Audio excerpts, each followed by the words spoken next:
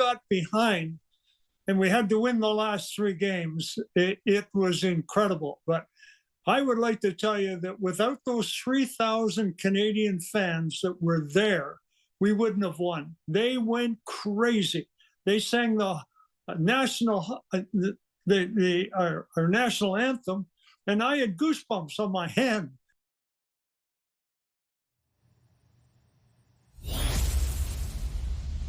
That was the legendary Paul Henderson just a few moments ago on this program, speaking ahead of tonight's Four Nations hockey tournament final in Boston.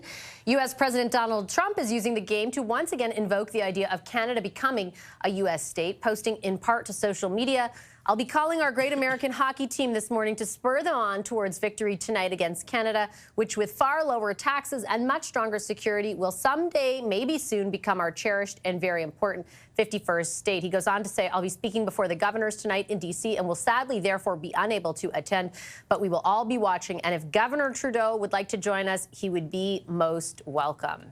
Here's Donald Trump's White House press secretary doubling down on that message.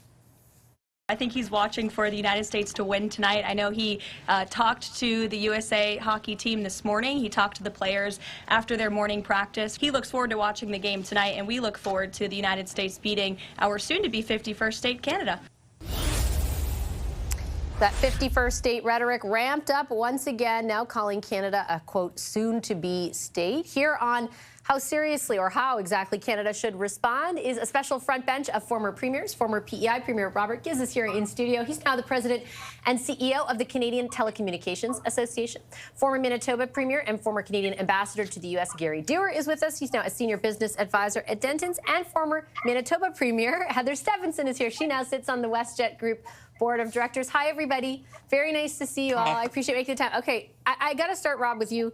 You have a son that plays hockey. You were watching that Henderson interview with me. We were both thinking about all the memories we have around him. What is the significance, in your view, of tonight's game, and how big is the political backdrop? I don't think the political backdrop is as big as people think.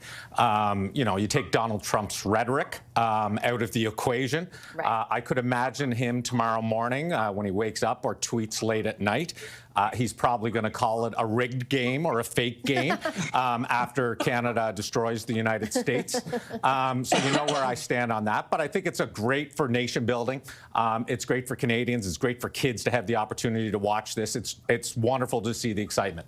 But realistically, when you dive down into what Trump and the White House is saying, it's, in my opinion, utter nonsense.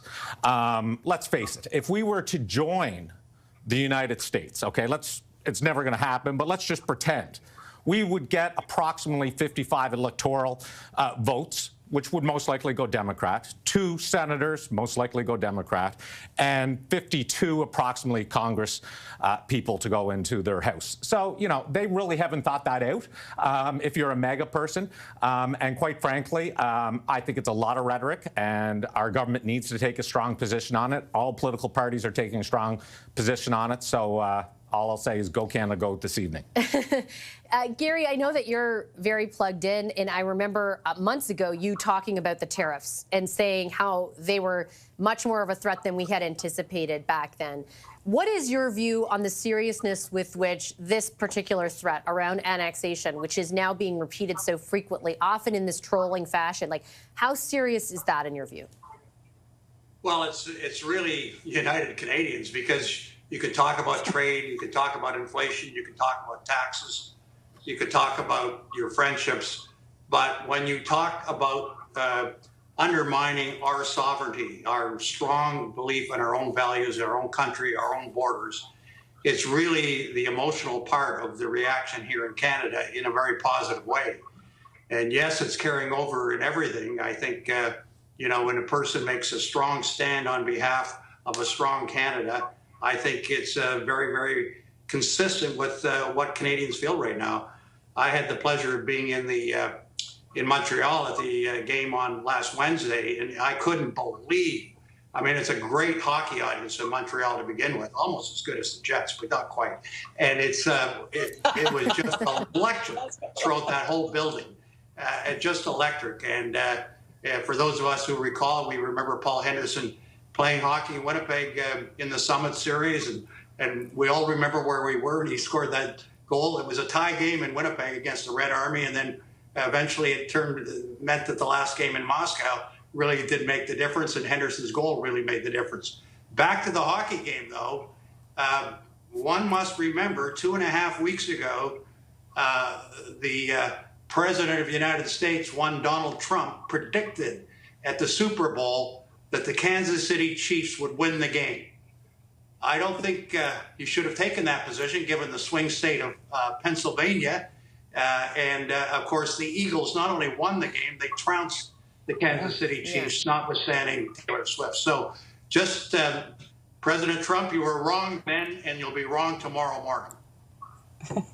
Yeah, let's hope it's a similar kind of trouncing. Heather, what's your view on the meaning with which this game has taken on, given the backdrop? Well, listen, I think Donald Trump loves the shock and awe. I think when he talks about, Canada being the 51st state and all of these things, he wants to get Canadians riled up across our country. And I think, I agree with Gary and Rob, where, this has really united our country from coast to coast to coast. You could see all the premiers down in Washington sending that message down there. But I think what this game is, you can see I've got my Team Canada T-shirt on. We're going to be here cheering on Team Canada tonight. I mean, of course, there's a little bit of a place in my heart for Connor Hellebuyck, who we love, who's our goalie in the Jets. But we wish him well, but not too well tonight, let me tell you that. Yeah, exactly. We're about to... Yeah. David McGuinty, the Minister of Public Safety, is about to come in here on the announcement he made today, Rob, around additional, listing essentially additional cartels. This is as terrorist entities. This is part of what they promised that day to avoid the imposition of tariffs. Any sense from you? I mean, we've got Premier Fury talking about doesn't matter what we do, they're sort of not responding to anything. Any sense from you about where the next few weeks goes? Do you think we have a chance of avoiding these tariffs? Well, there's always a chance. But again, we're dealing with an unpredictable administration. But I think we're doing the right things. We're promoting our country. There's lots of lobbying going around in the U.S. The premiers were down there all together on a united front. We know federal cabinet ministers are down there. We know that the U.S. administration has brought up the issue of fentanyl and gangs. So I think we're doing the right things to avoid them. But quite frankly, it's like trying to hit a knuckleball. It's moving around. It's almost unpredictable. Yeah, part of, I think, what makes it so hard to predict, Gary, and we've touched on this before, we're doing this stuff at the border that the U.S. has asked of us, yes, 100%, but they've also talked at length about the way they view tariffs, in particular Donald Trump, as a way to raise revenue, as a beautiful thing, quote, unquote. Do you have a sense from the same people who were telling you these tariffs were coming a few months ago, if it's sort of inevitable that they come next month, or do you think there is a way around it? Well, we'll have to see on the point about whether it's inevitable. I do think on the fentanyl and the border and the fentanyl czar, who's I think got credibility. I don't know why we're using the czar term all the time, by the way, given what's going on in Russia. But the bottom line, the head of the fentanyl team, I think it's Canadians like it. I mean, it's not something we should be doing only for the Americans. The Canadians I talk to are very happy. We're taking action on the border. We're taking action against potential drug cartels. We're taking action against fentanyl. So it's good for us on its own merit. And I think this is something that's very important. In terms of Trump, there's, again, today on tariffs, Walmart came out, that's no small company in the United States, talking about the cost of living and tariffs. We've already had the governor of Wisconsin this last week come out against it. We've had Ford Motor Company, not an insignificant, iconic company in the United States, speak about it. The original strategy of the Trump government on tariffs was to prime the pump to keep the tax reductions in place on January 1st, 2026. And I think Trump is going to have to reconsider that because he won on immigration and he won on inflation. And the inflation is going to go the other way with tariffs against Canada, Mexico, Europe, and China.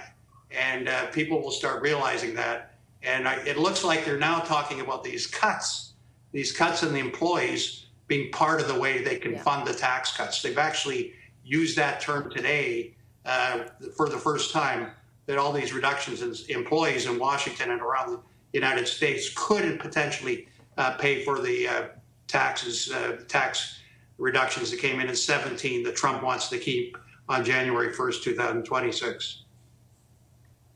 Okay, I think we have Heather back. We had a little technical difficulty, but Heather, I'll give the last word to you. And just sort of on jumping off what Gary was saying about the probability or possibility of these tariffs coming, despite the efforts we're making on things like the border. There are more voices. There was a deafening silence a month ago, and there are more voices in the U.S. now saying that these won't be a good thing. Do you think that they will ultimately convince Trump of the opposite of what he believes? Well, ultimately, tariffs are going to hurt both of our countries. There's no question. And so the sooner that governors of other states get out, the sooner that those businesses in the U.S. get out and let him know what it means to them and the negative impacts it's going to have on them, I hope he will change his mind in what he's doing and that he chooses not to move forward. I don't think it's in the best interest of either of our countries. I hope he sees that. I think there are ways that we can work together when it comes to border security, when it comes to other things that we do agree on, that we should be focusing on as well, that are positive. But I do hope at the end of the day, when it comes to both of our countries, we've had a history of working together. And it's my hope that common sense prevails here and that he reverses his decision here.